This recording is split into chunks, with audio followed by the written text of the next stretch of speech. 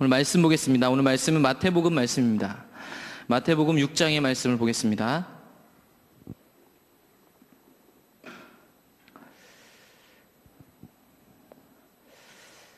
마태복음 6장 9절에서 13절까지 말씀입니다.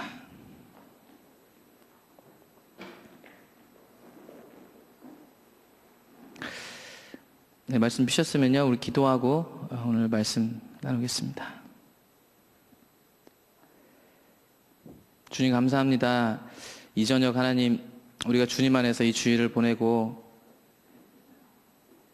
우리가 쉽게 돌아갈 수 없어 주님 앞에 엎드리고 다시 주님의 뜻을 구하는 예배를 드립니다. 이 시간 우리 예배를 받아주시고 이 시간 주시는 말씀 가운데 하나님의 뜻을 분명히 알며 우리 안에 있는 왜곡된 시야들이 다시금 전환되어져서 우리가 실제적인 하나님 나라의 문을 여는 기도들이 우리 안에 이루어질 수 있도록 이 시간 우리의 눈과 귀를 열어주시옵소서. 그리고 우리에게 말씀하여 주시옵소서. 우리의 머리가 이해하는 것만큼 우리 안에 있는 영이 그것을 이해하고 그렇게 살도록 촉구받을 수 있도록 성령님 이 시간 풍성하게 함께하여 주시옵소서. 감사드리며 예수님의 이름으로 기도합니다. 아멘. 오늘 마태복음 6장 9절에서 13절까지 말씀인데요, 우리 한 절씩 돌아가면서 읽겠습니다. 그러므로 너희는 이렇게 기도하라. 하늘에 계신 우리 아버지여, 이름이 거룩히 여김을 받으시오며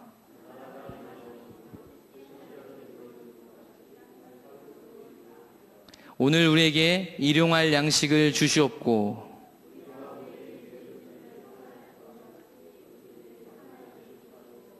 우리를 시험에 들게 하지 마시옵고 다만 악에서 구하옵소서.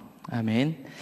오늘 우리가 나눌 말씀은 주기도문입니다. 그래서 주기도문을 통해서 너희는 이렇게 기도하라라는 제목으로 함께 기도에 대한 내용들을 살펴보려고 합니다.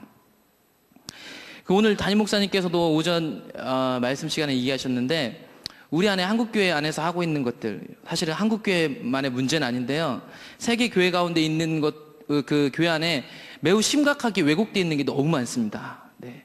그러니까 오늘 목사님도 되게 소리쳐서 얘기하셨는데 똑같이 은혜라는 얘기를 하는데 은혜에 대한 이해가 완전 다른 거예요.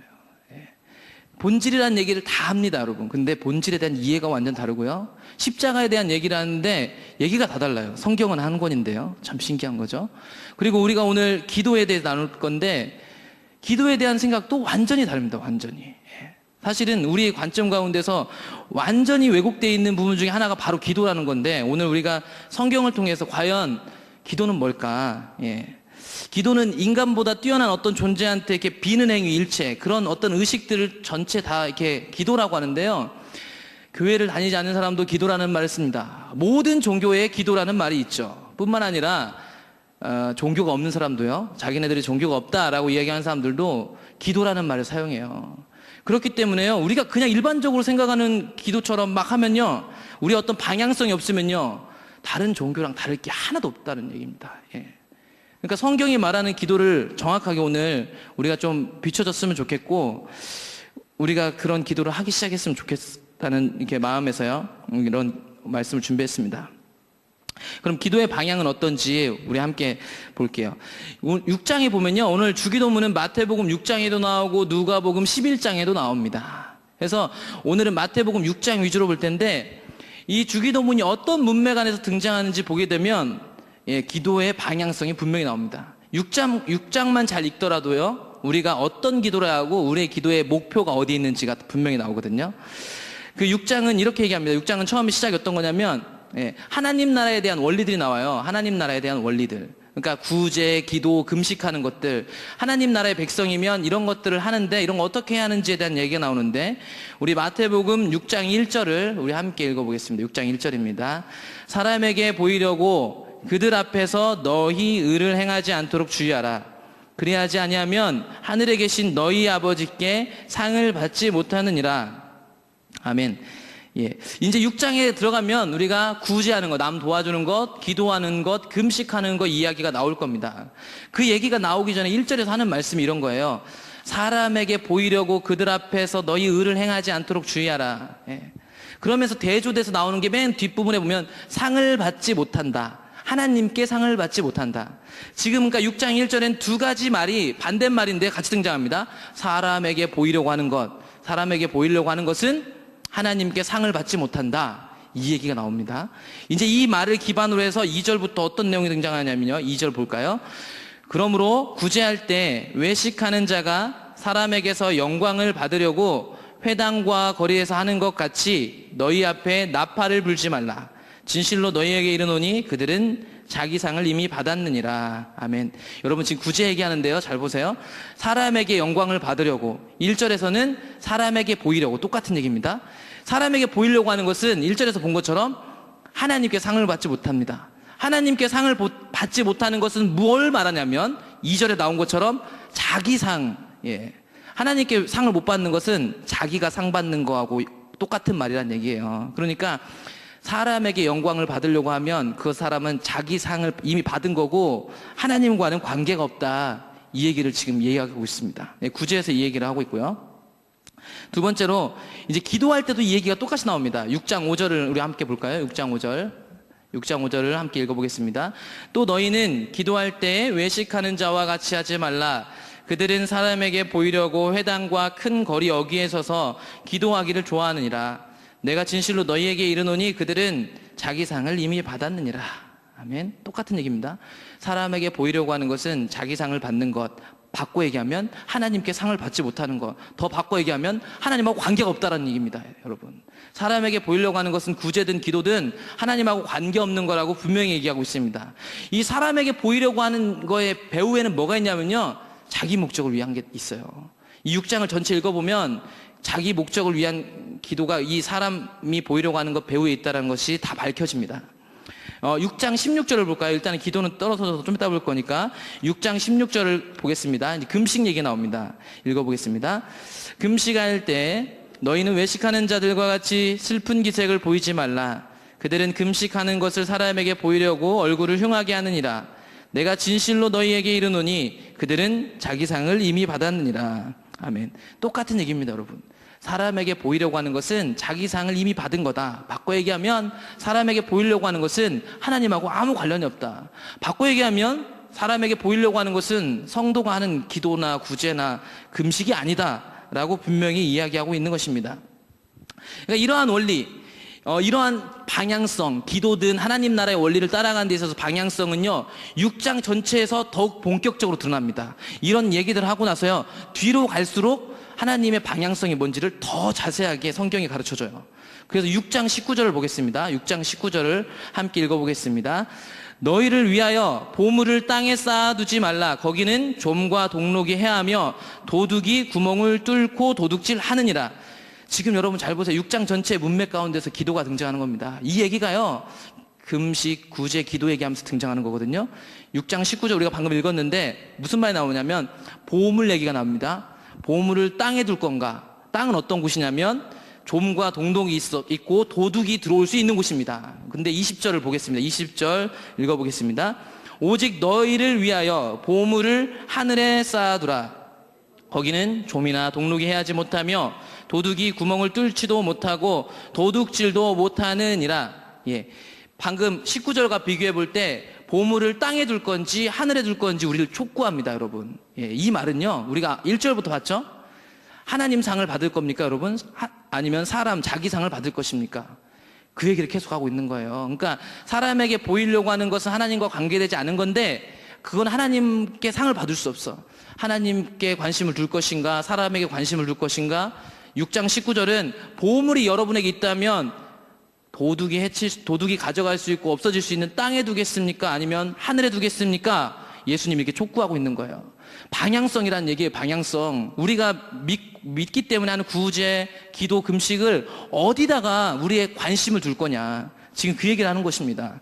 6장 21절은 그래서 네 보물이 있는 그곳에는 내 마음도 있다고 하고 있습니다. 그래서 1절에도 말씀드렸지만 이 말씀을 본다면 보물과 마음이란 얘기는 바꿨어도 전혀 문제가 되지 않습니다. 그렇게 볼 때요, 우리가 기도할 때든 구제할 때든 금식할 때든 우리의 마음이 어디가 있느냐가 중요하다는 거예요. 어떤 형식적인 게 아니라 우리의 마음이 하늘에 두고 있느냐, 땅에 두고 있느냐. 그리고 예수님은 본격적으로 얘기합니다. 땅은 이런 데고 하늘이 이런 데인데 어디다가 보물을 둘 거니? 이렇게 물어보고 있어요. 우리의 기도한테 얘기하는 거예요. 우리의 기도. 우리의 기도는 하늘에 관심이 있나요? 땅에 관심이 있나요? 이 얘기를 하나님이, 지금 예수님이 하고 계신 겁니다. 그러면서 이런 촉구는요, 점점 세지기 시작합니다. 6장 22절, 계속 지금 이어지는 문맥입니다. 22절을 보게 되면, 눈은 몸의 등불이니, 그러므로 내 눈이 성하면 온몸이 밝을 것이요. 눈이 나쁘면 온몸이 어두울 것이니, 그러므로 내게 있는 빛이 어두우면 그 어두움이 얼마나 더하겠느냐. 갑자기 눈 얘기가 나와요. 눈 얘기. 예. 눈 얘기 나오니까 우리 좀 헷갈리는데, 사실은 눈은, 헬라어로는 이 눈을 꾸미는 그 성하면이라는 뜻이 하플루스라는 단어를 쓰고요. 그 다음에 나쁘면 이게 포네로스라는 단어를 쓰는데, 이것은 눈의 건강 상태를 가리키는 게 아니에요.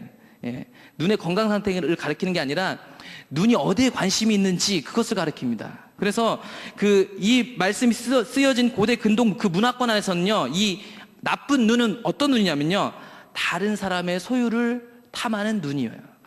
반대로 성한 눈은 우리가 야고보서 1장 5절을 보면 이렇게 나와 있습니다. 야고보서 1장 5절에 보면, 너희 중에 누구든지 지혜가 부족하거든 모든 사람에게 후히 주시고 할 때, 후히라는 단어가 이 성하면이라는 단어의 어원이 같아요. 그러니까 이 성하다는 것은 다른 사람에게 베푸는 거, 도덕적이고 윤리적인 거, 이런 것들을 얘기합니다. 그러니까 여기서는 물질을 탐하는 눈이냐, 물질을 탐하지 않는 눈이냐, 이 얘기가 나와요. 이 말도 마찬가지로 땅의 것에 관심이 있느냐, 그렇지 않느냐, 그 얘기를 하고 있는 겁니다. 재물에 대한 거. 이 말이 맞는지 안 맞는지는 뒤에 가면 더 나와요. 근데 이 말씀을 우리가 이런 신학적인 어떠한 이렇게 충돌 없이도 그냥 말씀만 읽어도 이렇습니다. 눈이 몸의 등불이래요. 그러면 몸에 너무나 중요한 겁니다. 왜냐하면 어둠을 밝혀야 되니까. 그런데 좋은 눈이 있고 나쁜 눈이 있대요, 여러분. 좋은 눈을 선택할 거냐, 아니면 나쁜 눈을 선택할 거냐. 나쁜 눈을 선택하면 더 어두워질 텐데, 지금 예수님이 얘기하십니다. 그러니까 우리가 이 눈에 대한 사전적 지식이 없더라도요, 오늘 6장 전체를 읽어보면 무슨 내용을 계속 예수님이 얘기하고 있냐면, 선택하라는 거예요. 좋은 게 있고 나쁜 게 있어. 어떤 걸 선택할 거야? 하늘에 보물을 두겠어? 땅을 보물을 두겠어? 하나님 상을 받을래? 네가 만들어낸 너의 상을 받을래? 이 얘기를 하고 계시는 것입니다, 여러분. 이런 촉구는요, 이제 더 노골적으로 마태복음 6장 24절에 나옵니다. 그 땅의 것이 무엇인지, 사람의 상이 무엇인지 여기서 드러나요. 함께 읽겠습니다. 한 사람이 두 주인을 섬기지 못할 것이니, 혹 이를 미워하고 저를 사랑하거나 혹 이를 중히 여기고 저를 경히 여김이라. 너희가 하나님과 재물을 겸하여 섬기지 못하느니라. 아멘. 이 앞에서 한 내용을 이제 다 차곡차곡 오다가 직설적으로 얘기하는 겁니다. 하나님과 재물을 겸하여 섬길 수 없다고. 그러니까 우리의 기도, 금식, 그리고 오늘 우리가 읽었던 자기 상은요, 다 어디에 관련되어 있는 건 줄 아세요? 재물과 관련된 일입니다. 더 구체적으로 얘기한다면 재물보다는 이 세상이 타락했잖아요. 타락한 이후로 인간이 자기 안에서 자기가 만들어내는 모든 것들을 가리켜요. 그러니까 돈만 얘기하는 게 아니라 성공하고 싶은 거, 명예, 어떠한 성취감, 이 모든 것들이 여기 등장하고 있는 것입니다. 둘 중에 어떤 걸 선택하겠냐고. 이게 거기까지 오다가 24절에서 우리가 읽은 것처럼 대놓고 예수님 얘기하잖아요. 선택하라고. 하나님이야? 아니면 재물이야. 이 재물은 모든 걸 가리켜요. 하나님급으로 올라간 거죠. 근데 참 비참한 게 뭐냐면요, 잘 생각하세요. 하나님과 재물을 견줄 정도로 우리가 비참한 상태가 왜 비참하냐면요, 창세기 1장 27절부터 보게 되면 이렇게 나옵니다.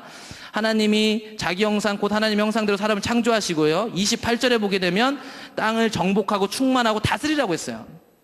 그리고 29절, 하나님이 이르시되 내가 온 지면에 씨 맺는 채소와 씨 가진 열매 맺는 모든 나무를 너희에게 주노니 너희의 먹을 거리가 되리라.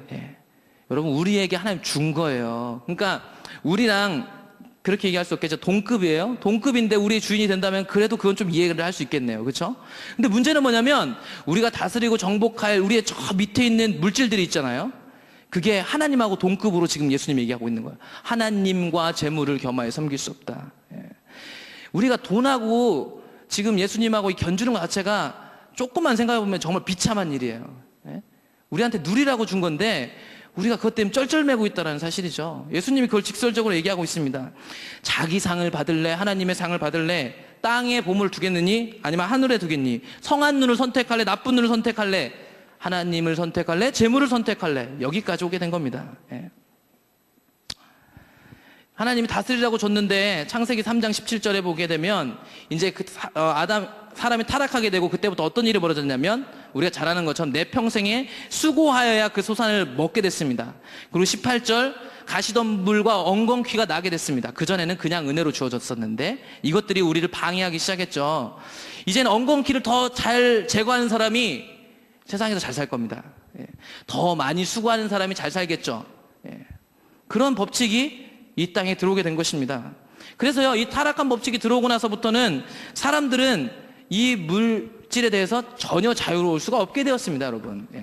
그래서 오늘 예수님이 얘기하신 거예요. 그거에 자유롭지 못한 우리를 가지고. 근데 우리가 만약에 예수를 믿는 사람이라면, 그분을 따르는 사람이라면 우리의 방향성이 어디 있어야겠느냐 이렇게 보여주고 있는 겁니다. 그러면서 이런 얘기를 다 하시고 나서 6장 25절부터 무슨 얘기를 하냐면 본격적으로 우리가 어디에 관심이 있는지를 얘기해 주시는 거죠. 그러므로 내가 너희에게 이르노니 목숨을 위하여 무엇을 먹을까, 무엇을 마실까, 몸을 위하여 무엇을 입을까 염려하지 말라. 목숨이 음식보다 중하지 아니하며 몸이 의복보다 중요하지 아니하냐. 지금 재물 얘기하고 땅의 것, 하늘의 것 얘기하면서 여기까지 온 겁니다, 여러분. 구체적으로 얘기해 주잖아요. 말 못 알아들을까 봐. 먹고 마시고 입는 거 얘기하고 있습니다, 여러분. 뭐가 중요하냐고 얘기하고 있죠? 똑같아요. 앞에 하늘의 하나님의 상이냐 우리의 상이냐, 하늘이냐 땅이냐, 성한 눈 나쁜 눈, 하나님과 재물, 몸이 중요해? 몸이 중요하냐 목숨이 중요하냐. 진짜 중요한 게 뭔가? 의복이 중요한가 아니면 진짜 우리의 생명이 중요한가? 우린 촉구받고 있어요, 선택을. 그러면서 예수님이 위로하시는 겁니다. 26절 보세요. 공중의 새를 보라고. 공중의 새를 보라. 심지도 않고 거두지도 않고 창고에 모아들이지도 아니하되 너희 하늘 아버지께서 기르시나니 너희는 이것보다 귀하다고. 다 아는 거예요. 우리 다 아는 거죠. 근데 우리가 다 아는 건데 이렇게 볼 수 있는 눈이 없다라고요. 이거는 예수님이 억지 쓰는 거 아니잖아요. 이건 세상에 하나님 둘러놓으신 그걸 보고 그 팩트를 가지고 우리에게 얘기하시는 거예요. 이거 보라고, 이것들까지 먹인다고. 28절, 백합화, 들의 백합화 얘기하고, 그게 29절에 나온 솔로몬의 영광과도 이렇게 비교가 안 된답니다, 여러분. 그래서 6장 31절에 이르면 우리가 잘 아는 것처럼, 그러므로 염려하여 이르기를 무엇을 먹을까, 무엇을 마실까, 무엇을 입을까 하지 말라라고 이야기하고 있습니다. 우리가 잘 아는 거예요. 그러면서 이런 배경 안에서 주기도문이 등장하는 겁니다, 여러분. 이렇게 다 얘기하고 나서요, 6장 32절에 가면 이제 이런 것들을 구하는 사람은 어떤 사람들이라는 얘기가 나와요. 6장 32절을 함께 읽어보겠습니다. 이는 다 이방인들이 구하는 것이라. 너희 하늘아버지께서 이 모든 것이 너희에게 있어야 할 줄 아시느니라. 아멘. 얘기하시죠?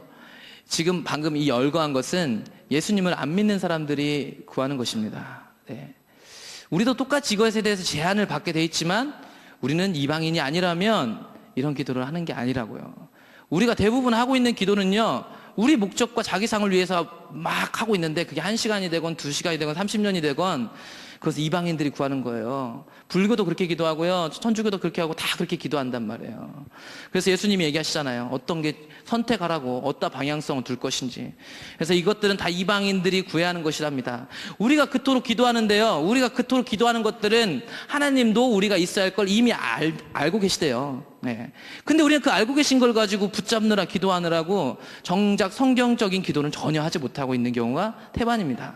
그래서 우리가 잘 알고 있듯이 6장 33절에 가면 그런즉 우리 함께 읽겠습니다. 너희는 먼저 그의 나라와 그의 의를 그리하면 이 모든 것을 너에게 더하시리라.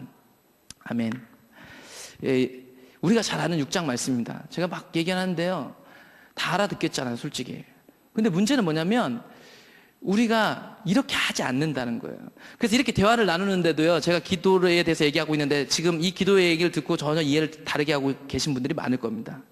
그러니까 때로는 우리가 그동안 20년, 30년 신앙생활하면서 해왔던 기도가 있단 말이에요. 한국교회에서 가르쳐왔던 기도가 있고, 이거를 여기 리셋 버튼을 딱 눌러서 지울 수 있으면 좋겠는데 이게 안 지워져요. 그래서 우리가 다시 기도 초도로 돌아가면 또 그 기도를 하고 있다는 말이야. 하나님 나라와 그 의를 구하는 기도를 그동안 안 해왔는데 그게 하루치면 되겠습니까? 절대 안 돼요. 그러면 깊이 하나님 더 찾고 더 싸우는 시간들이 필요한데 그게 안 되더란 얘기예요. 금세 우리의 방법대로 기도하고 또 우리의 방법대로 하나님 앞에 구하죠. 그게 참 신기한 겁니다. 근데 이런 기도를요, 예수님이 직접 하셨는데 예전에도 제가 그때 함께 나눈 적이 있는데 누가복음 22장에 보면 우리가 잘 아는 것처럼 예수님이 십자가에 못 박히시려고 잡히시기 전날에 했던 기도가 여기 나와요. 예수님이 하셨던 이 말씀대로 그분이 기도했나 안 했나 여기 나옵니다. 우리 22장 41절부터 보게 되면 그들을 떠나 돌 던질 만큼 가서 무릎을 꿇고 기도하여 이르시되 아버지여 만일 아버지의 뜻이거든 이 잔을 내게서 옮기시옵소서. 그러나 내 원대로 마시옵고 아버지의 원대로 되기를 원하나이다 하시니. 여기서 예수님이 이 말씀만 가지고 보면요 십자가에 안 못 박히고 싶은 거야 여러분. 여기 그렇죠.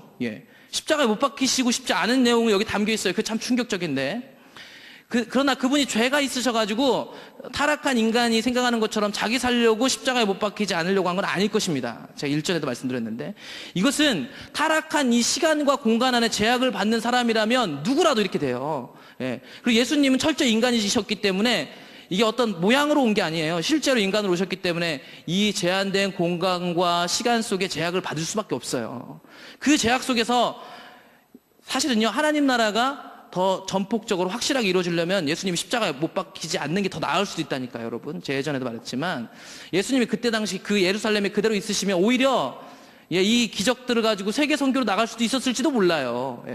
그러니까 이것은 예수님이 죄가 있으셔서 피하려고 했다라기보다는 이 세상, 타락한 세상의 제약을 받는 누구라도 그 제약을 받는 상황이라고 볼 수 있는 거예요. 그러니까 예수님도 그 제약을 받으셨어요. 그런데 그 제약을 받는 것에서 끝나지 않고요 하나님 뜻을 구했단 말이에요. 마찬가지로요 예수님이 얘기하실 때도 사람이 떡으로만 살 수 없다고 얘기할 때도요 떡으로는 사는 거 아니다 이렇게 얘기 안 했고요 떡으로만이라고 했어요. 떡이 우리에게 필요하다는 거예요. 타락한 세상에서는요 그게 필요해요 물질이. 근데 그것만으로 사는 게 아니라는 거예요. 예수님이 하신 기도는요 이 세상에 제약을 받는 것들이 있어서 이게 옳은 것 같지만 그것보다 하나님 뜻이 이루어지길 원한 거예요. 하나님 뜻이, 하나님이 원하시는 방법대로. 그랬더니 43절에 보면 그런 기도는 하늘로부터 예수께 나타나 힘을 더하더라. 43절에. 그리고 44절 우리가 잘 아는 것처럼 땀을 흘렸는데 그 땀이 핏방울 같이 됐다라는 거예요. 여러분 우리 안에 있는, 특히 예수님은 죄도 없으셨는데 로마서에 보게 되면 우리 안에 죄의 법과 성령의 법이 있다고 얘기하고 있고 갈라디아서도 그런 얘기를 하고 있는데 이 싸움이요 보통 싸움이 아니에요 여러분. 하나님 나라와 우리 안에 있는 우리 자아가 부딪힐 때요 이런 일들이 벌어지는 게 실제라니까.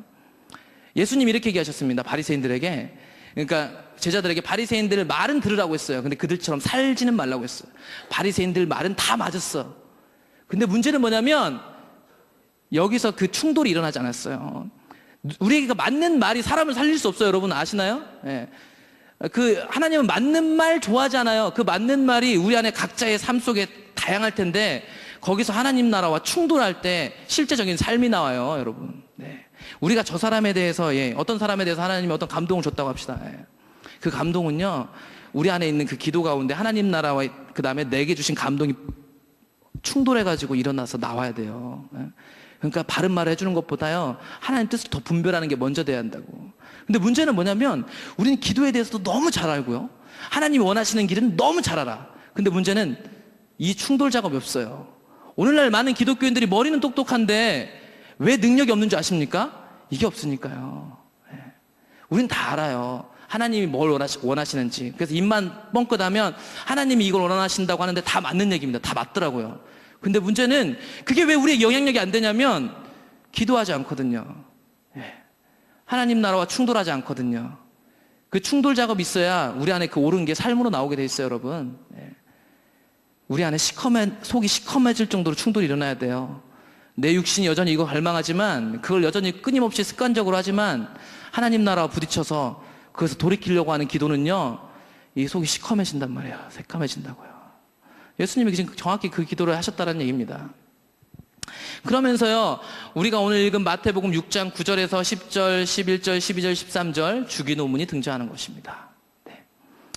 다 얘기했던 얘기입니다. 근데 이 주기도문 기도를 보게 되면 간략하게 요약하고 이 주기도문에 담겨져 있는 비밀을 함께 다시 한번 나눌 텐데요.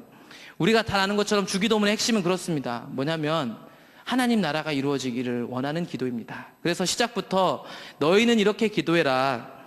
하늘에 계신 우리 아버지여 이름이 거룩히 여김을 받으시오며 그래서 일반적으로 해석할 때 하늘에 계신 아버지의 거룩한 이름이 이 땅에서도 임하길 원하는 그런 마음들이 여기 담겨져 있고요. 10절에 보면 나라가 임하시오며 저 하나님 나라의 통치가 이 땅에도 임하길 원하는 것입니다. 그러니까 이 땅에도 하나님 뜻이 이루어지길 원하는 거예요.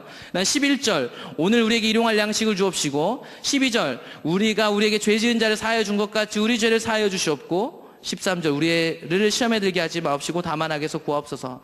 뒷부분은 심판날에 심판받을 것에 대한 거룩한 두려움이 깔려 있어요. 이건 가장 일반적인 해석이고요. 오늘은 저하고 창세기 출애굽기까지 보게 되면 이 말씀의 비밀을 깨달아지게 될 겁니다.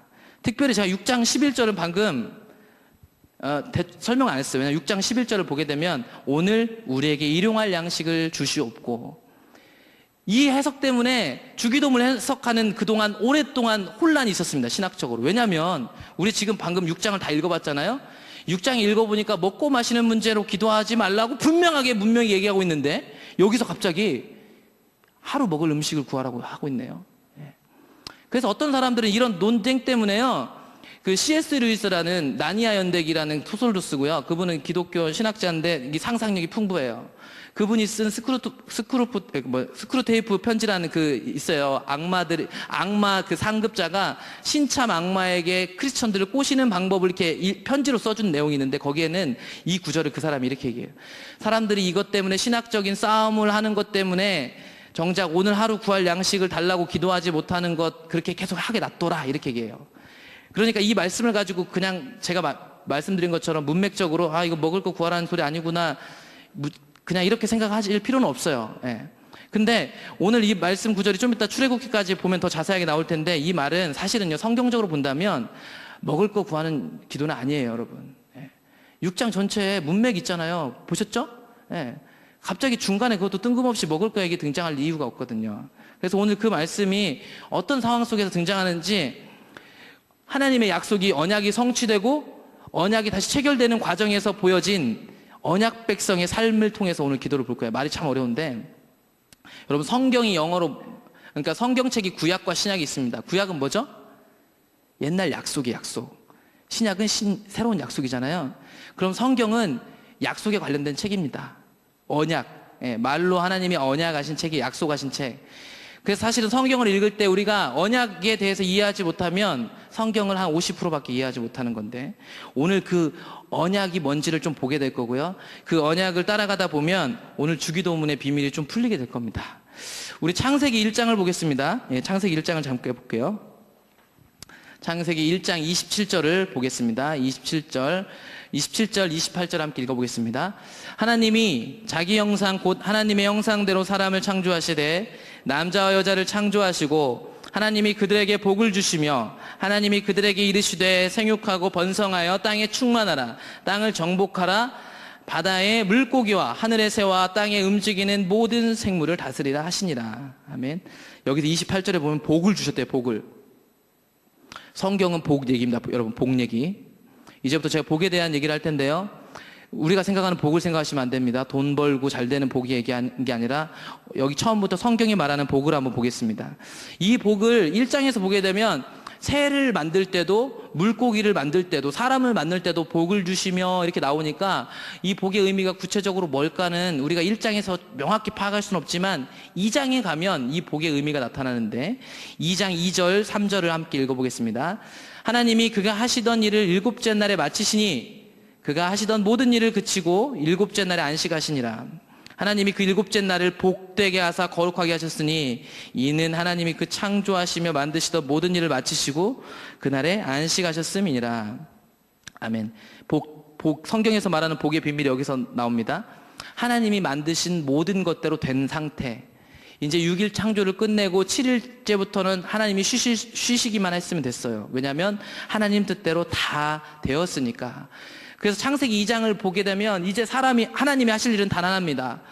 자기 형상을 담게 해서 세운 인간하고 소통하면서 이 인간이 세상을 얼마만큼 누리고 잘 다스리는지, 그것을 보는 게 이제 안식의 상태예요. 그래서 그 안식일을 하나님이 복되다고 했어요. 그렇기 때문에 성경이 말하는 복은 뭐냐면요, 하나님이 창조하신 그 상태 그대로 그 안식의 상태를 누리는 게 바로 성경이 말하는 복입니다, 여러분. 그런데 이 복이 여러분도 잘 아시다시피 3장에 가면 사탄이 그 복을 깨트리게 되죠. 예.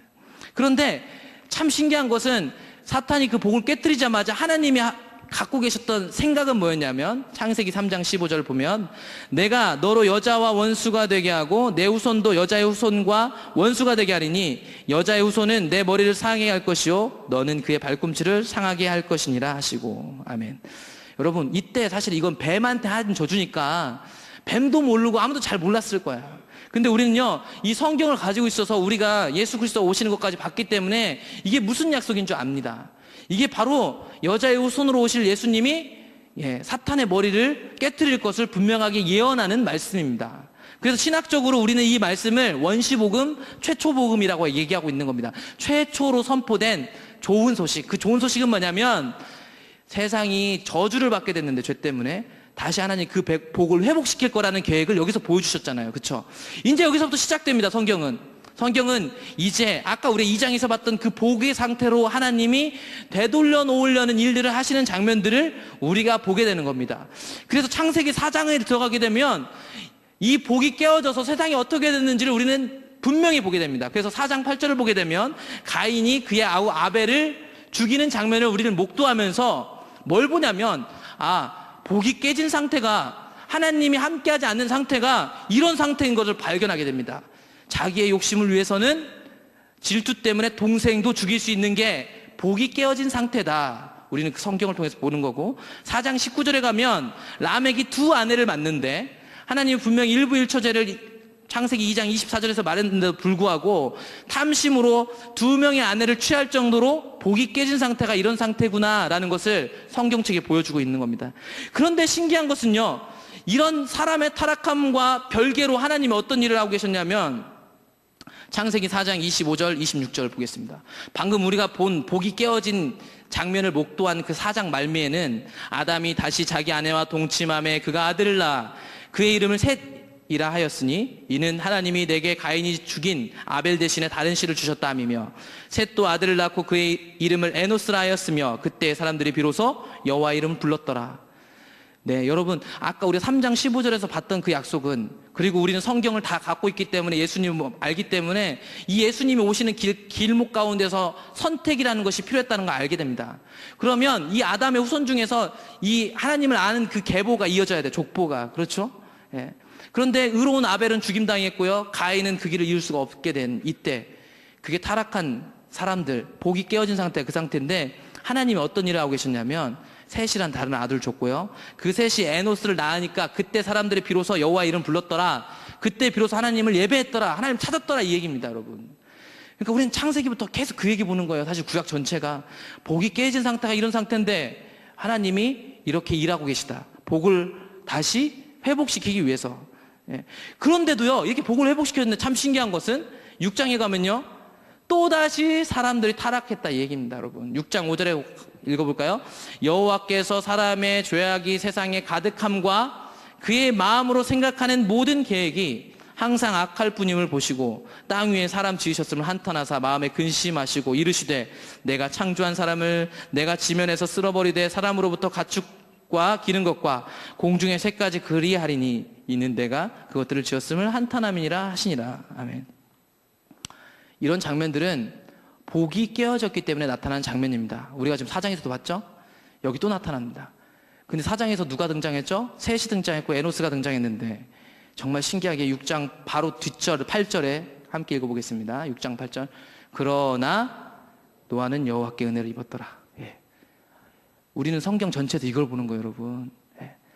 우리에게 소망이 없어요. 사실은 성경을 보면 우리는 아브라함 보고 믿음의 조상이다 하고 박수를 쳐주고 이삭 하면 축복의 자녀다 하면 박수를 쳐줘. 근데 성경은 실제적으로 성경을 자세히 읽어보면 이 사람들 다 좋은 사람 아니에요, 여러분. 알고 계신가요? 예. 우리보다는 낫겠지만 성경은 어떤 사람한테 관심을 안 갖고 있는 거 아세요? 그 사람의 배후에서 일하고 계신 하나님을 보여주는 게 성경책입니다, 여러분. 노아가 아무리 대단해봤자 하나님한테 은혜를 입었기 때문에 하고 있는 거예요. 성경 전체는 어떤 사람을 본받으라고 어떤 사람을 선택한 게 아니라 우리에게 하나님을 보여주려면 어떤 인생이 선택돼야 되고요, 그 인생 배후에서 하나님이 어떤 일을 하고 있는지를 분명히 보여주는 겁니다. 6장을 보게 돼도 이렇게 하나님이 노아를 통해서 이렇게 인류를 구원한 겁니다. 많은 사람들이요, 이렇게 죽임당했잖아요, 노아의 가족 빼고는. 누구보다 하나님이 제일로 아파요. 그 하나님의 심판은요, 왜 심판이 필요했냐면 예수님이 오셔야 되니까. 이 타락한 사람들로 그 길이 막히면 안 돼요, 여러분. 아시죠? 지금 회복. 하나님의 관심은 이제부터 3장 15절 이후부터 회복시키는 것밖에 없어요. 바꿔 얘기하면 예수님이 오시는 계획에만 관심이 있단 말이에요. 그러니까 우리 때문에 그런 거예요. 그러니까 자기의 살을 잘라내는 것처럼 아프셨겠지만 그분이 이 세대를 노아 가족 빼고는 다 멸망시켜야만 했어요. 예. 누구보다 아픈데. 그러니까 구약 성경하고 신약 성경은 나눠진 게 아니에요, 여러분. 하나님의 공의와 사랑은 떨어져서 생각하면 말도 안 되는 결론이 나오는 거예요. 공의는 사랑하고 절대 떨어질 수 없어요. 믿음하고 행함이 떨어질 수 없는 것처럼 우리가 믿고 있는 이 예수 그리스도를 믿는 과정 속에 있는 것들은 사실은 떼서 생각하면 절대 안 되는 것들이 있는데 우리는 이걸 설명을 잘 하려고 하다 보니까 다 떼서 얘기해요. 떼서. 근데 하나님의 공의와 사랑은 떼서 생각할 수 없습니다. 근데 이렇게 구원해놓고요, 창세기 10장에 가면 이제 민족들이 다시 많아지기 시작했습니다. 노아의 후손들로. 그랬더니 11장에 가면 또 무슨 짓을 하느냐. 우리 잘 아는 것처럼 11장 4절 또 말하되 자 성읍과 탑을 건설하여 그 탑 꼭대기를 하늘에 닿게 하여 우리 이름을 내고 온 지면에 흩어짐을 면하자. 예. 바벨탑을 쌓았어요. 자기 이름을 내려고 인간이 그렇게 생겼습니다, 여러분. 우리가 이래요. 예. 그런데 이거와 별개로 하나님이 얼마만큼 신실하게 일하고 있냐면 그래서 바벨탑 이야기가 나오고 우리가 그래서 영어 공부를 하게 되고 힘들게 살게 됐는데요. 그 뒤쪽에 가면 신기하게 뭐가 등장하냐면 아브라함의 아빠 족보가 나오는 겁니다, 여러분. 그냥 나오는 게 아니라 아까 그러나 노아가 은혜를 입었더라 얘기한 것처럼 갑자기 아브라함의 아버지인 데라가 나오기 시작하는 겁니다. 성경이 그냥 기록되어 있는 게 아니에요. 그래서 이제 12장에 가면 우리는 본격적으로 이 회복의 서막이 오르는 것을 보게 됩니다. 예, 지금 계속 제가 이거 나가니까 기도하고 무슨 상관인지 모르겠다 생각하실지 모르겠지만 이걸 가야 좀 이따 제가 이 주기도문에 대한 얘기를 할 수 있어서 하는 거예요. 창세기 12장 2절을 함께 보겠습니다. 2절 3절을 같이 읽어볼게요. 시작. 내가 너로 큰 민족을 이루고 내게 복을 주어 내 이름을 창대하게 하리니 너는 복이 될지라. 너를 축복하는 자에게는 내가 복을 내리고 너를 저주하는 자에게는 내가 저주하리니 땅의 모든 족속이 너로 말미암아 복을 얻을 것이라 하신지라. 아멘. 여러분 아까 제가 창세기 2장에서 복 얘기했죠? 이래서 여기 얘기하는 겁니다. 여기서 말하는 복은요, 아브라함 부자 만들어 주겠다, 그러니까 따라와, 이거 아니라니까요. 그래서 내가 너로 큰 민족을 이루고 내게 복을 주어 내 이름을 창대하게 하래요. 창대하게 할 거고 아브라함 너는 복이 될 거다. 예. 하나님이 이제 예수 그리스도 오시기까지 그 통로를 이어가는 복의 통로가 되는 거예요, 아브라함이. 이제 이 11장까지 혼란기가 지나고 본격적인 하나님의 일에 서막이 올랐는데 아브라함을 선택하고 이제는 이 아브라함과 약속하기까지 하는 겁니다. 그래서 12장 3절에 보면 땅의 모든 족속이 너 때문에 복을 받을 거야. 이제 이스라엘 백성이 아니고 아브라함의 후손이 아닌 우리까지도, 믿음의 후손이 우리까지도 하나님을 알 수 있는, 하나님과의 안식 상태를 누릴 수 있는, 예수 그리스도를 믿을 수 있는 복이 열린 겁니다, 여러분. 그래서 이 얘기를 아브라함한테 하고 계신 겁니다. 이 말로 해서 끝나는 게 아니라 이 초청은 실제적으로 하나님이 나타나셔서 아브라함과 약속, 언약을 하는 장면이 등장함으로 체결됩니다.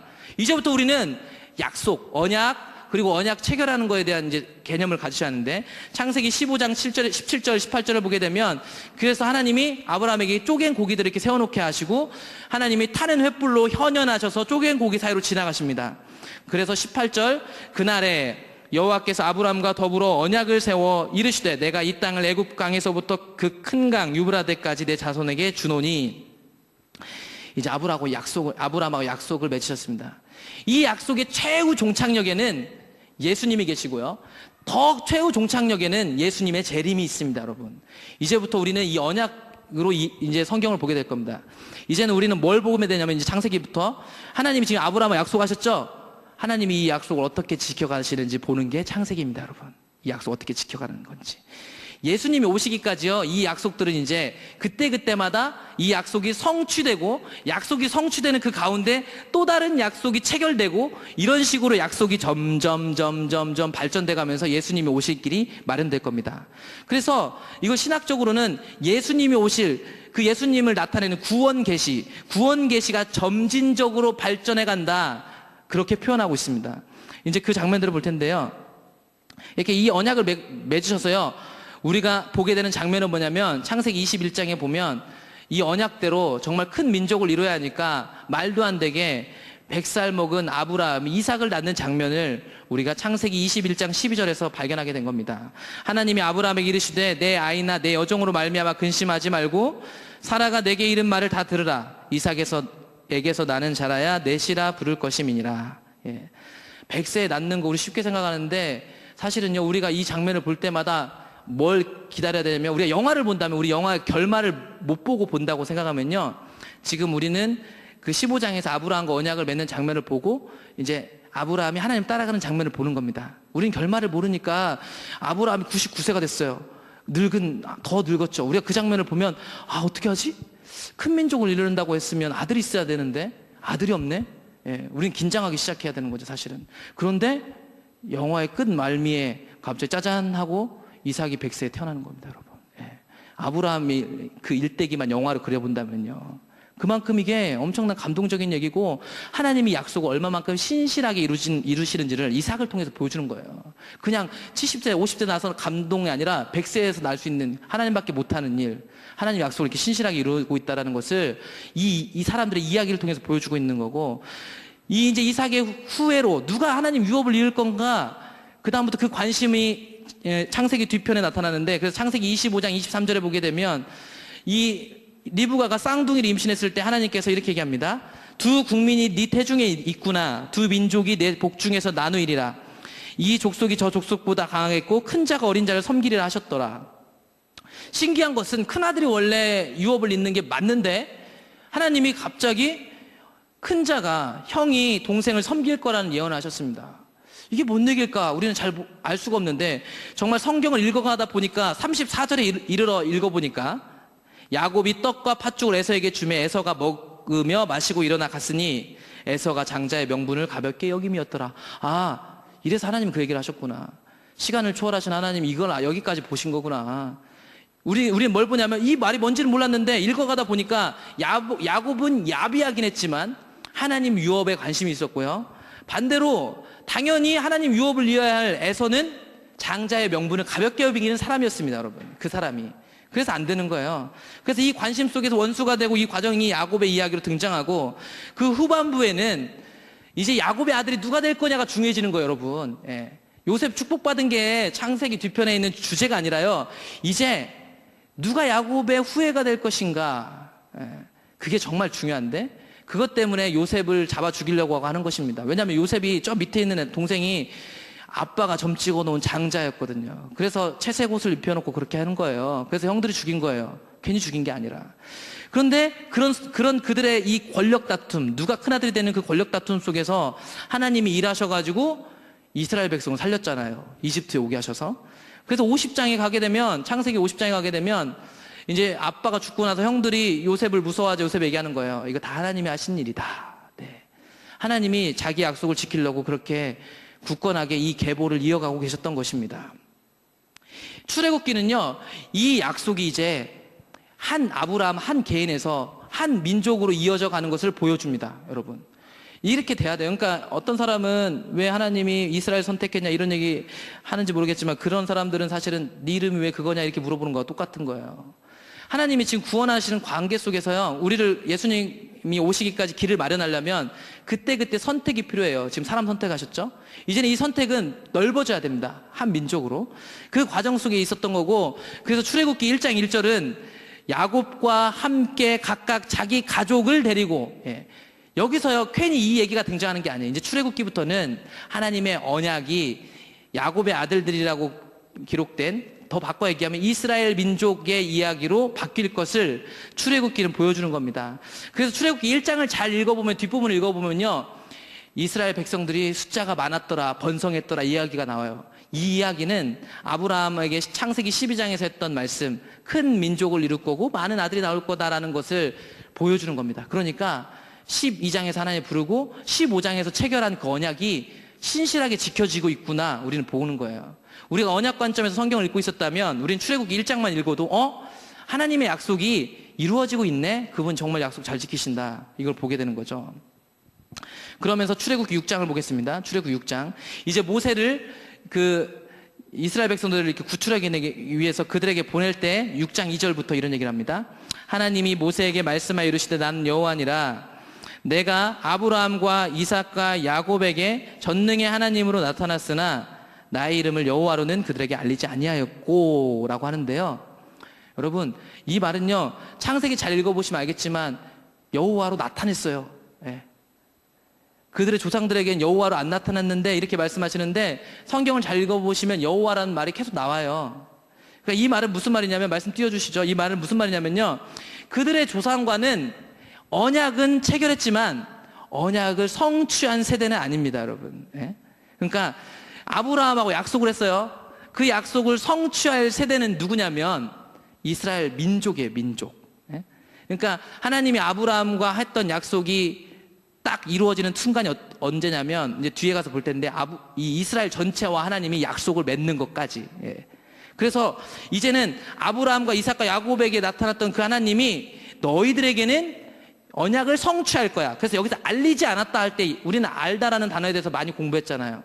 야다, 경험하는 것을 가리킵니다. 똑같이. 그래서 이전에는 너희 조상들은 나하고 언약은 맺었고 언약의 통로였고, 이제 내가 너희들에게 언약을 야다하겠다라는 걸 말씀하고 있는 겁니다. 그래서 여호와로 그들에게, 내가 스스로 있는 여호와로 너희들에게 야다, 약속을 성취하겠다, 이 얘기를 하고 계시는 겁니다, 지금. 그게 맞는지 안 맞는지는 뒤에 나와요. 그래서 이렇게 언약이 성취되면요, 6장 7절 볼게요. 6장 7절을 보게 되면, 언약이 성취되면 너희를 구원하고요, 너희를 내 백성으로 삼고 나는 너희의 하나님이 되리니 나는 애굽 사람의 무거운 짐 밑에서 너희를 빼낸 너희의 하나님 여호와인 줄 너희가 알지라. 아멘. 그래서 이렇게 이제 이스라엘 백성이 언약을 맺게 되잖아요. 그럼 어떻게 되냐면요, 하나님이요 이스라엘의 하나님이 되고요, 이스라엘 백성이 하나님의 백성이 됩니다. 이게 언약 공식인데, 소위 신학적으로 언약 공식이라는 말이 나와요. 나중에 제가 출애굽기만 따로 떼서 다룰 때가 있으면 다룰 텐데, 그래서 이 사람들이 언약 관계에서 벗어났을 때는요, 우리가 그 출애굽기 잘 읽어보면 하나님이 갑자기 내 백성이라고 안 해요. 네 백성, 모세 네 백성, 이런 얘기 나와요. 그 얘기는 언약에서 떨어져 나갔다, 이런 것들을 표현하는 거거든요.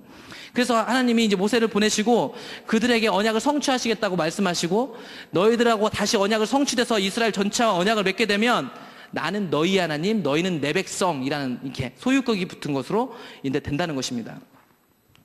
다 왔습니다, 여러분. 출애굽기 19장 5절 6절 보겠습니다. 19장 5절 6절, 우리가 잘 아는 말씀인데요. 19장 5절 6절을 같이 읽겠습니다. 세계가 다 내게 속하였나니 너희가 내 말을 잘 듣고 내 언약을 지키면 너희는 모든 민족 중에서 내 소유가 되겠고, 너희가 내게 대하여 제사장 나라가 되며 거룩한 백성이 되리라. 너는 이 말을 이스라엘 자손에게 전할지니라. 아멘. 성경은 계속 약속, 언약 얘기인데, 이제 아브라함하고 했던 언약이 여기서 성취되는 겁니다. 한 민족으로. 그리고 이제 하나님이 이 이스라엘 백성하고 다시 언약을 맺으려고, 언약이 성취되는 것은 또 다른 언약의 체결로 이어져요. 계속 그렇게 언약을 하고 언약이 체결되고 또 다시 언약이 맺어지는 이런 일들이, 예수님이 오셔서 언약이 이루어졌는데 예수님이 다시 오실 거라고 우리에게 언약을 체결하고 가셨어요. 그래서 우리를 신부, 신랑 얘기하는 겁니다. 이 언약이 그런 거예요. 지금 여기서부터 예수님 오시기까지 계속 누가 선택되고 성취되고 또다시 초청해가지고 또다시 체결되고 성취되고, 이 과정이 쭉 이어지는 건데, 그래서 19장에 가보면 시내산에 이 이스라엘 백성들을 불러놓고 얘기를 하시는 겁니다. 내 언약을 지키면 너희는 모든 민족 중에서 내 소유가 되겠고, 너희가 내게 대해 제사장 나라가 되고 거룩한 백성이 되겠다고 얘기하고 있습니다.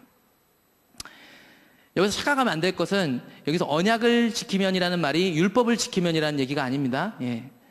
언약 관계가 되면, 아브라함이 하나님하고 약속을 맺었던 것처럼 하나님이 이스라엘 백성하고 언약 관계, 약속을 맺으면 그 이스라엘이 자기의 소유가 되겠다고, 아까 말씀드린 그 언약 공식 여기 나오는 거고, 이 소유가 된다는 말은 무슨 말이냐면 거룩한 백성이 된다는 얘기입니다. 뒤에 나오죠? 거룩한 백성.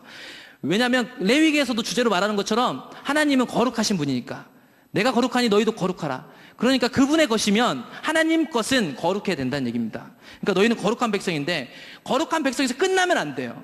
거룩한 백성에서 끝나면 50점. 하나님하고 언약 관계가 되면 거룩한 백성이고 제사장 나라가 되어야 합니다.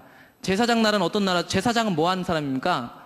다른 사람의 죄를 대신해서 제사를 지내주는 사람입니다.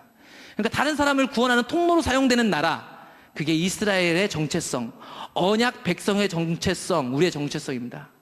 그래서요, 20장에 이렇게 언약을 맺고 언약을 맺게 되면 어떻게 살아라 하면서 주신 말씀이 20장 1절을 보면 1, 2, 3절 이렇게 등장합니다. 하나님이 이 모든 말씀으로 말씀하여 이르시되 나는 너를 애굽 땅 종되었던 집에서 인도하여 낸 내 하나님 여호와니라. 너는 나 외에는 다른 신들을 내게 두지 말라라는 10계명 제1계명부터 시작되는 겁니다.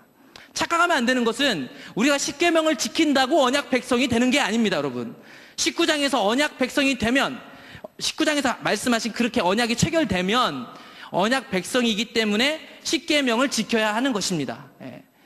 우리가 그러니까 왕자처럼 깔끔한 옷을 입는다고 왕자가 되는 게 아니라 우리가 왕자기 때문에 깔끔한 옷을 입는 거예요. 이게 똑같은 얘기 같은데 완전 다른 얘기죠. 마찬가지로 우리가 예배를 드린다고 해서 거룩해지고 하나님을 아는 것이 아니죠. 우리는 하나님을 알고 거룩한 백성이고 언약 백성이기 때문에 예배를 드리는 거고요, 기도를 하는 거고 헌금을 하는 거랍니다. 근데 이 순서가 살짝 교묘히 바뀌면요 큰일 나는 것입니다. 여기서도 분명히 말하는데요, 언약 백성이기 때문에 이제 10계명대로 살아야 되는 것입니다. 근데 이 10계명은요 되게 광범위한 것 같지만 10계명이 나오고 나서 21장부터 어떻게 나오냐면 21장 1절만 보면 이렇게 나옵니다. 내가 백성 앞에 세울 법규는 이러하다. 이 10계명을 토대로요, 그 당시 이스라엘 백성들 있잖아요, 그 당시 시대에 살고 있던 그 이스라엘 백성들에게 최적화된 법규들이 등장하게 됩니다. 그래서 21절 때 보면 종은 어떻게 풀어줘라, 누구 때렸을 때는 어떻게 해라, 누구한테 뭐 했을 때는 배상을 어떻게 해라, 양 몇 마리로 갚아라, 이런 얘기 나오죠. 이 10계명이 그 당시 이스라엘 백성들에게 구체화돼서 율법으로 주어진 게 21장부터 23장 여기까지 등장하게 되는 것입니다, 여러분.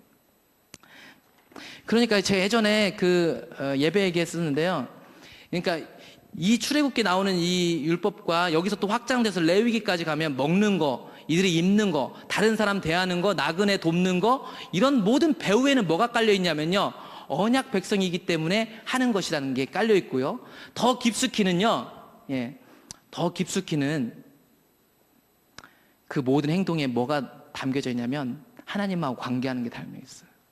그러니까 그들이 나그네를 왜 도와줘야 하는 줄 아세요? 자기네들이 종 되었기 때문에 도와주라고 하거든요.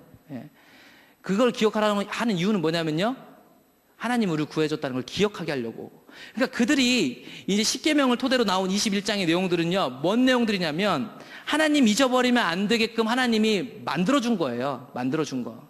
언약 백성이기 때문에 그렇게 살면서요, 밥 먹을 때도 옷 입을 때도 사람들하고 사회 시스템을 이렇게 사회 시스템이 이렇게 돌아갈 때도 그 사회 시스템 자체가 여기서 나왔기 때문에 이 율법 자체를 정말 진심으로 제대로 지키기만 한다면요, 여러분, 거기서 계속 하나님을 볼 수밖에 없는 시스템.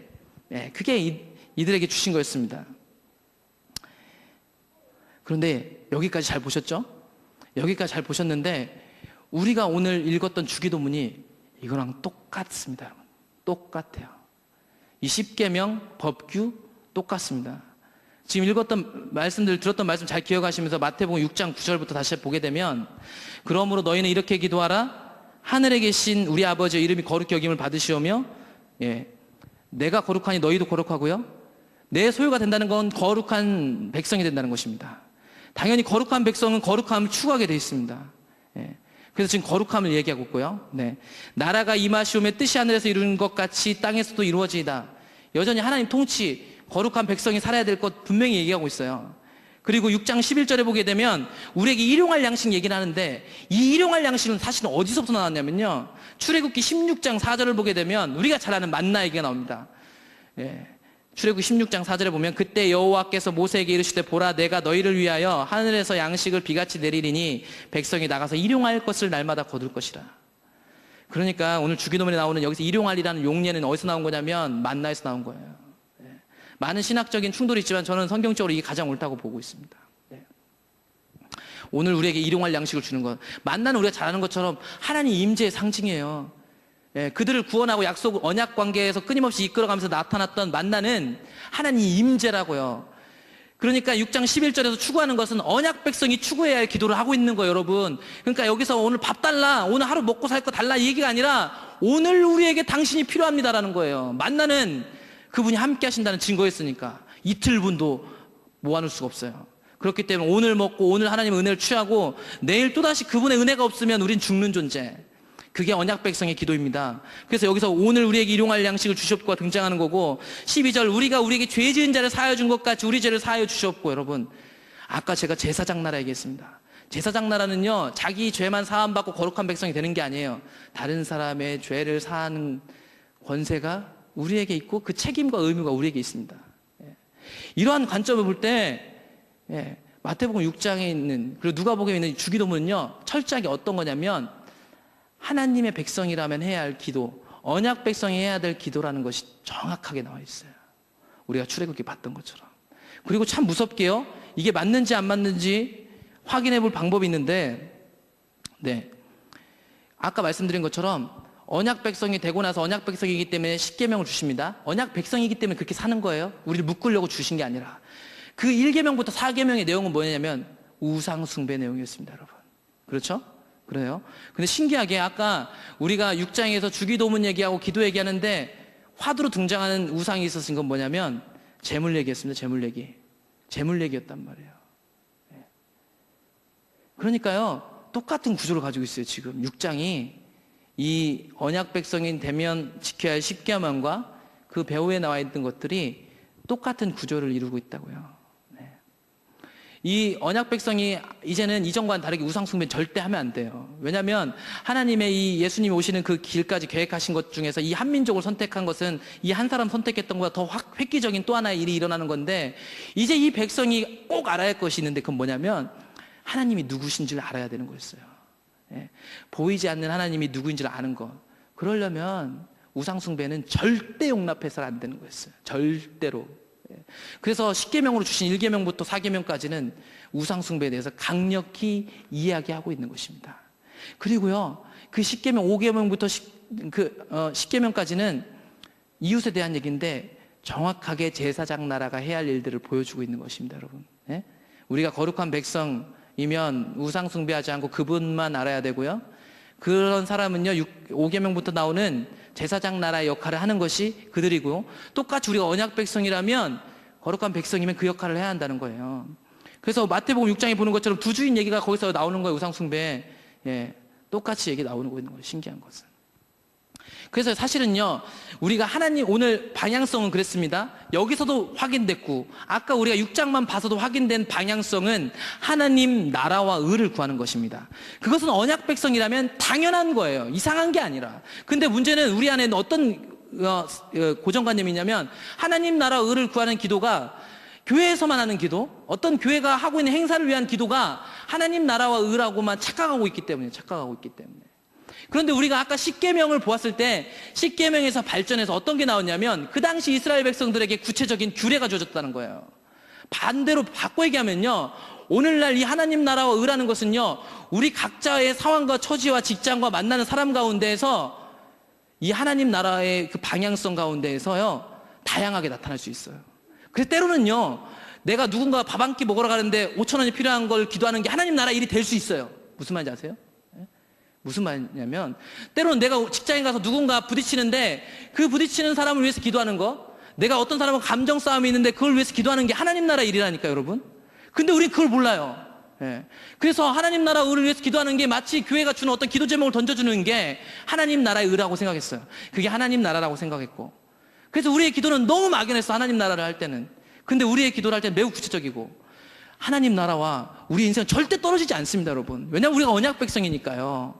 우리가 만나는 모든 사람들 가운데 벌어지는 작은 사소한 일들은요, 다 하나님 나라를 진동케 하는 기도가 될 수 있습니다. 기도가 될 수 있다고.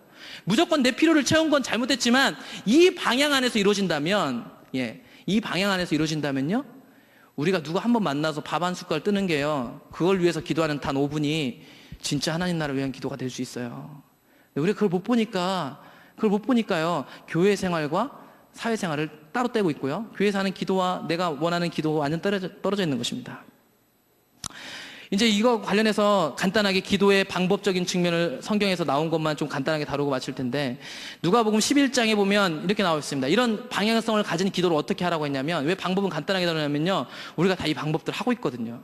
누가복음 11장 5절에 보면 떡 세 덩이를 구하는 친구 얘기가 나옵니다. 그래서 떡 세 덩이를 구워달라고 할 때 친구 됨으로 인해서 주진 않지만 뭐 때문에 주냐면, 11장 8절에 누가복음, 그 간청함 때문에 요구를 들어주겠다 얘기를 하고 있습니다.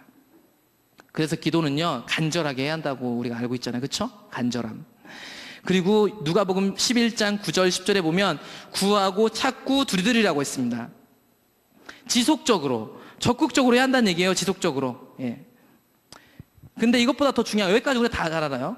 이것보다 더 중요한 건 뭐냐면 은밀하게 해야 한다는 거예요. 은밀하게. 그래서 마태복음 6장 3절을 보면 구제 얘기할 때도 이렇게 얘기했습니다. 6장 3절, 너는 구제할 때 오른손이 하는 것을 왼손이 모르게 하여 내 구제함을 은밀하게 하라. 은밀한 중에 보시는 너희 하나님 아버지께서 갚으시리라. 그러니까 하나님 나라의 원리는 그렇습니다. 사실은요, 하나님이 보시게 하는 거지 하나님을 의식한 상태에서 하는 거지 사람을 의식하는 게 아니거든요. 금식도 6장 18절, 은밀한 중에 보시는 내 아버지께서 갚을 때니까 은밀한 중에 해라. 그리고 6장 6절, 우리가 읽지 않았지만 기도에 대한 내용 나올 때 이렇게 얘기합니다. 너는 기도할 때 내 골방에 들어가 문을 닫고 은밀한 중에 계신 내 아버지께 기도하라. 은밀한 중에 보시는 내 아버지께서 갚으시리라. 여러분 골방은 혼자만의 공간인데요, 골방을 들어가는데 문도 열어놓으면 안 됩니다. 닫으래요. 문도 닫고 은밀한 중에 진실되게 한다는 얘기입니다. 진실되게요. 그러니까 골방이 어떤 형태일지 꼭 형태만을 말한 건 아니겠지만 우리에게 이 골방이 절실하게 필요합니다. 여러분, 절실하게. 근데 더 중요한 건 뭐냐면 여러분, 제가 지금 말씀드린 우리가 잘 알고 있는 적극적인 자세, 지속적으로 기도하는 거, 간절함, 은밀하게 기도하는 것들은, 진실되게 기도하는 것들은 어떻게 가능하느냐. 사실은요, 우리가 이 절박하지 않고 간절하지 않은데 어떻게 절박할 수 있어요? 그러니까 대부분의 사람들은요, 자기가 어떤 어려운 일들을 겪으면 기도가 잘 돼요. 사고를 겪거나 큰 병을 얻거나 집이 사업에 부도를 났거나, 그래서 응답을 받죠. 간절함 때문에 하나님 들어주시는지 모르겠지만. 그런데 이게 없어지고 나면 또다시 돌아간다는 얘기예요. 근데 성경은 이 진실성, 지속적인 거, 간절함이 나올 수 있게 하나님 통로를 마련하셨으니, 누가복음 11장 10절부터 보게 되면 마태복음에도 똑같이 나왔던 얘기인데, 구하는 이마다 받을 거고 다 열릴 거래요. 그리고 아버지 된 자가 아들에게 생선을 주지 누가 뱀을 주겠냐. 그러니까 좋은 것을 줄 거야 이렇게 얘기하면서 11장 13절, 너희가 악할지라도 좋은 것을 자식에게 줄 줄 알거든 하물며 너희 하늘 아버지께서 구하는 자에게 성령을 주시지 않겠느냐. 우리의 기도가 사실은요, 성령을 구하는 일들이 가장 중요한 부분이고 측면이에요. 왜냐하면 우리 진실한 간절함, 그 다음에 이 간절함, 모든 것들이 여기서 나오거든요. 성령님이. 우리가 성령 세례를 받았는데 또다시 성령을 구하느냐 얘기할지 모르겠지만, 성경 곳곳은 그것을 말하는 게 아니라 성령님이 우리 안에 거하시는데요, 로마서에도 얘기하고 갈라디아서도 얘기하는 것처럼 이 하나님의 법과 성령의 법과 우리 육신의 법이 충돌하기 때문에 이 성령님이 충분하게 일하실 수 있도록 간절히 기도하는 시간들이 우리에게 필요하다는 것입니다. 그렇죠. 그러니까 사실은요, 딱 와서 기도가 잘 되는 게 정상적이지 않아요. 사실 한참 동안은 이 성령님을 구하는 시간들이 우리에게 씨름이 돼야 돼요. 더더군다나요, 우리 기도를 많이 했던 우리 선배 세대도 아니고요, 우리 같이 혼잡한 시대 사는데 어떻게 우리가 딱 앉자마자 기도를 할 수 있어요? 그게 진짜 신기한 거죠, 사실은. 네? 그런데 우리는 기도를 하건 예배를 하건 항상 있잖아요, 마치 스위치가 있는 것 같아요. 이 스위치를 켜면 갑자기 기도도 할 수 있고 예배도 하고 할 수 있는. 예배 시간에 정확히 딱 들어오고 딱 맞춰서 들어와서도 언제든 예배에 적응할 수 있는. 사실 그게 안 되잖아요. 많이 기도하고 많이 하나님 찾는 사람 될 수도 있죠. 근데 그게 많이 찾았다고 언제든지 되는 건 아니거든요. 성경은 항상 그렇게 얘기해요. 그래서 항상 깨어있으라고 하는 거거든요. 그렇기 때문에 사실은요, 우리에게 기도 시간이 정말 절실하게 필요합니다. 오늘날 우린 정말 기도 안 하고 있습니다. 아까 초반에 말씀드린 것처럼 우리는 기도해야 되는 건 알고요, 어떤 부분에서 기도하고 뭘 조정해야 할지까지 알아요. 그런데 기도하지 않으니까요, 그거 조정이 안 돼요. 그러다 보니까 불평만 나오고 다른 사람한테 가시가 돋아 있어요. 그래서 맞는 얘기하는 사람은 정말 많은데 그 맞는 얘기만 할 뿐 생명이 안 흘러요. 공동체가 바뀌지 않는단 말이에요. 기도하지 않으니까요. 우리는 다 기도해 봤잖아요. 기도하면 뭐 하나님 뭐 다른 걸 하십니까? 우리 안에 있는 우리를 꺾어내시고 당신이 승리하는 게 기도인데, 우리가 봤던 것처럼. 근데 우리가 기도하지 않는다는 것입니다. 정말 기도하지 않죠. 우리가 이 정도 기도해서 어떻게 하나님 찾을 수 있을까요? 언약 백성이 이 정도인데. 그래서 어둠의 시대가 온 겁니다. 여러분, 우리 정말 바쁘잖아요, 그렇죠? 정말 바빠요. 그러니까 나중에 우리 천국 갔을 때도 주님한테 그런 얘기를 할까? 우리 바빠서 기도를 못했다고. 교회 사역하느라 바빴어요, 주님. 설교 준비하느라 바빴어요. 제가 식당 봉사하느라 바빴네요. 정말 바쁜 시대에 있는데 우리가 그걸 버려둘 수 없다면 거기서 지금 살아남을 궁리를 하셔야 돼요. 이렇게 있으면 안 돼요. 다윗의 장막 앉아있다 가는 게 기도하는 겁니까? 예, 물론 기도하는 사람이 거기도 와요. 근데 그것보다 더 중요하게 우리가 은밀하고 진실하게 하나님 앞에 기도하는 시간들이 있나요? 분명히요, 하나님을 찾는 사람은 이렇게 부흥을 위한 중보기도도 하고 이렇게 여러 중보기도 나올 거예요, 분명히. 근데 반대로 거기 나와 있다고 하나님을 막 깊이 교제하는 건 아닐 수 있어요. 무슨 말인지 아시죠? 그렇다 이 말을 또 위로 삼아서 안 나오는 걸 이렇게 자유함으로 삼지 마시고, 제가 말씀드린 것처럼 하나님을 진짜 찾는 사람이면 기도의 자리, 예배의 자리에 나올 수밖에 없는 거예요. 항상 좋아서 나온 사람이 어디 있어요? 근데 우리 육체에 그게 보이잖아요. 우리의 열매 맺는 거 보이시잖아요. 근데 왜 그대로 멈춰 있는 거예요? 그리고 문제는요, 우리가 이 기도에서 또 그친다. 우리는 이만큼 기도도 안 하지만 사실은요, 성경에 보게 되면 이렇게 기도와 함께 따라가는 게 있어요. 따라가는 거 뭐냐면 실제적인 행동이라는 거죠. 그래서 누가복음, 말씀 안 읽게요. 누가복음 22장에 보게 되면 예수님이 아까 말씀드린 그 진땀이 핏방울이 되는 기도를 하시고 나서 47절부터 보게 되면 가룟 유다가 예수님을 잡으러 왔을 때요, 예수님은 순순히 잡혀가셨어요. 베드로가요, 그 종의 귀를 자르는데 그 귀를 붙여주면서 이것까지 참으라 이렇게 하신단 말이에요. 자기가 기도한 대로요, 행동한단 말이에요. 오늘날 우리는 기도는 하는데 행동을 하지 않는단 말이에요. 군성교가 열리게 해주세요, 대안학교가 되게 해주세요 하는데 행동하지 않는다고. 아까 말씀드린 것처럼요, 그게 우리하고 떨어진 일이 아니라니까요. 그 일이 누군가는 주도적으로 하고 있지만 우리가 한 지체, 한 몸이라면요, 우리 각자의 삶과 우리가 할 수 있는 일들이 있어요. 하나님 주신 일들이. 거기서 기도뿐만 아니라 직접적으로 하셔야 돼요. 근데 우리 안 하잖아요. 그럼 하나님이 이루시는 걸 못 봐요. 어떤 사람은 보이지 않는 곳에 휴지를 줍고 거고요, 어떤 사람은 식당에서 밥을 할 거예요. 그게 하나님 나라고, 그걸 잘 하기 위해서, 그게 내 자원이 아니라 하나님 자원으로 하기 위해서 기도하는 것들이 필요하다니까요. 그렇게 기도하면 정말 놀라운 일이 일어날 텐데 우리는 우리가 하는 일에만 매여 있고요, 예, 정작 혹은 기도만 하고 있다는 얘기예요. 기도만, 행동하지 않고. 우리가 진짜 기도하는 것은 행동하고 결부되어 있어요. 우리가 그걸 위해서 기도하고 있는데 하나님이 그 기도 응답하셔서 딱 앞에 내밀어 놓았는데 우리가 피곤하고 힘들고 어렵고 상황이 안 좋으니까 그걸 놓아버린단 말이에요. 그런 경우가 우리에게 너무나도 많다라는 것입니다. 여러분, 우리가 이렇게 성경적으로만 기도한다면 요한복음 15장 7절에 이렇게 얘기합니다. 너희가 내 안에 거하고 내 말이 너희 안에 거하면 무엇이든지 원하는 대로 구하라. 그리하면 이루리라. 이건 일전에 제가 설교할 때 그 일체의 비결이라는 제목을 설교할 때도 말씀드렸는데, 우리가 우리 안에 있는 성령으로 살면 실제로 우리가 기도하는 것들은 그 성령이 구하는 대로 구하면 100% 이루어질 겁니다. 100%. 네. 우리의 자원으로 구하는 게 아니라면. 그러려면 많은 시간을 들이셔야 됩니다, 여러분. 많은 시간을 들여야 돼요. 예, 당연히 걸어가면서도 기도합니다, 여러분. 운전하면서 기도하죠? 밥 먹으면서도 깊은 기도가 가능해요. 근데 그게 되려면 골방에서 깊은 기도의 씨름을 하지 않는 사람은 절대로 할 수 없어요. 네? 예전에 그렇게 해서 지금 다 되시는 것 같아도요, 항상 하나님 앞에 엎드리는 시간들이 깊이 없으면 지금 가짜로 기도하는 가능성이 되게 많거든요. 진짜 기도해야 됩니다, 여러분. 기도가 너무 중요한 시대가 됐어요. 야고보서 4장 2절 3절은 그래서 정확하게 얘기합니다. 우리가 기도해도 못 얻는 이유가 구하지 않기 때문이고요, 구하여도 받지 못하는 것은 정욕으로 쓰려고 잘못 구하기 때문이라고 분명히 얘기하고 있습니다. 오늘 되게 이렇게 번잡하게 말씀을 드린 것 같지만 주기도문이라는 것, 예, 우리가 가장 잘 알고 있는데 그 기도는 정확하게 하나님 나라와 의를 위한 기도였고요. 그것은 우리가 출애굽기까지 본 것만 가지고 보더라도 언약 백성이라면 그렇게 기도하는 겁니다, 여러분. 우리가 언약 백성이기 때문에 하나님의 백성이라면 당연히 그렇게 구하는 것입니다. 내가 필요한 게 있는데요, 그 필요한 게 정말 필요한 건지, 정말 하나님 나라를 위해서 필요한 건지 우리는 기도의 씨름을 해야 돼요. 왜냐하면 우리가 하나님의 백성이란 말이, 백성이면요, 그리고요 그 깊은 기도 가운데 충돌하면 눈물을 흘리고서라도 그게 하나님 뜻이면 가야 되는 거예요, 여러분. 예? 그게 기도의 능력입니다. 여기로는 되는데요, 우리 여기가 안 되는 이유가 기도하지 않기 때문이에요. 몇 주 전에요, 제가 이렇게 설교를 막 하니까 고3짜리 한 명 남자애가 찾아왔습니다. 예배 끝나자마자. 예배 끝나고 기도 사역 다 끝나고 이렇게 앞에는 예배팀들 정리하고 있었고 청소를 해야 돼서 막 너무 난잡했습니다. 근데 고3짜리 남자아이였어요. 남자아이. 그 아이가 그날 오후 5시에 이제 그 수능 논술 시험이 서울에서 있었어요. 공부도 잘하는 친구고요. 그 아이는 우리 중고등반에서 손에 꼽을 정도로 신앙이 정말 좋은 아이입니다. 제가 멀리서 봤는데.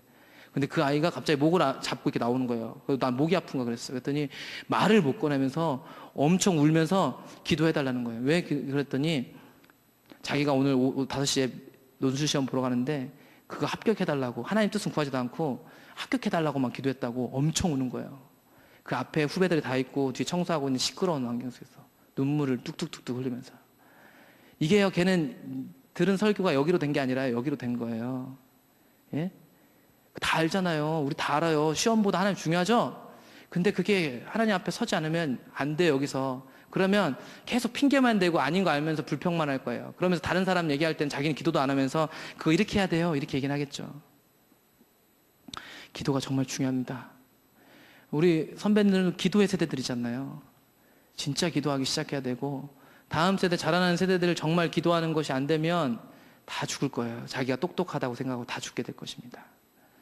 우리의 기도가 회복되려면 우리 각자의 처소에서 실제적으로 골방을 만들지 않으면 위험한데, 우리의 처지는 너무 바쁘고요, 너무 할 일이 많고, 이 문 밖을 나서면 분명히 또 내일부터 할 일들이 우리 안에서 생각하고 싶지 않은데도 우리를 재촉할 거예요. 그래서 이 세대 가운데 기도하는 사람은 하늘에서 불을 내릴 겁니다, 분명히. 이 세대는 계속 타락할걸요, 여러분. 하나님 부흥의 바람이 불어도요, 아마 대부분 안 믿을 것 같아요, 제 생각에는. 왜냐하면 구약성경에서도 그랬거든요. 계속 하나님, 이 구약성경 전체는 아까 제가 말씀드린 것처럼 계속 사람들은 말을 안 들어요, 언약을 맺었는데도. 근데 언약 맺은 것 때문에 하나님은 계속 신실하게 일하고 있어요. 그게 참 신기하죠. 그래서 말라기 시대가 지나고 나면 성경이라는 것을, 성경 많은 걸 썼겠지만 이 성경에 분리할 수 없을 만큼 엉터리들이 나왔단 말이에요. 엉터리, 하나님하고 관점하고 맞지 않은 거. 그런데 그 시대를 뚫고 누가 나왔냐면 예수님이 나왔다니까요. 세례 요한이 왔고. 이 시대 정말 어둡습니다, 여러분. 여기서 안주하고 있으면 안 돼요. 우리 큰일 나요. 나 잘 되자는 게 아니라, 이 어두운 세대에 나만 진짜 알곡되자 이 얘기를 하는 게 아니라요, 우리가 진짜 하나님 앞에 서기 시작해 이 세대가 살아날 수 있고, 이 어둠의 시기를 뚫고요, 다시 하나님 부흥의 세대가 일어날 수 있거든요. 네? 가만히 있으면 절대로 안 돼요. 우리가 어느 정도 뜨거운 사람을 쫓아가고 있다고 절대 해결되지 않아요. 우리 각자 하나님을 치열하게 찾지 않으면 우리는 그 대가를 분명히 치를 겁니다, 여러분. 그 대가를 치를 거라고. 오늘 아침에 목사님 얘기하셨잖아요. 뒤에 있으면 절대 안 돼요. 교회는 목사님 게 아니잖아요. 하나님 거잖아요. 우리가 사례를 받는다고 저는 아르바이트생입니까? 그러면 제가 많은 일들을 하고 기도를 대신해 줄 수 있는 걸까요? 그럴 수 있으면 좋겠네요. 근데 그렇게 될 수 없는 거라니까요. 각자의 또 역할이 있잖아요. 다 모양이 있어요. 그게 모여서 거대한 힘을 내는 겁니다. 이제 포도나무 교회가, 샘물교회 성교회가 하나님 주신 이 엄청나게 밀려오는 파도를 감당하려면 정말 기도도 많이 필요하고요, 그 기도 가운데 실천이 필요해요. 실제적인 것들 다시금 일어나셨으면 좋겠습니다. 그리고 다시금 우리가 각자의 처소에서 내 생각들 말하기 전에 이 생각을 하나님 나라와 충돌시켜서 우리의 마음이, 나는 가고 싶지 않지만 내 안에 주님이 가시는 그 길로 갈 수 있는 저와 여러분들 되기를 축복합니다. 우리 잠시 기도하겠습니다. 찬양하고요.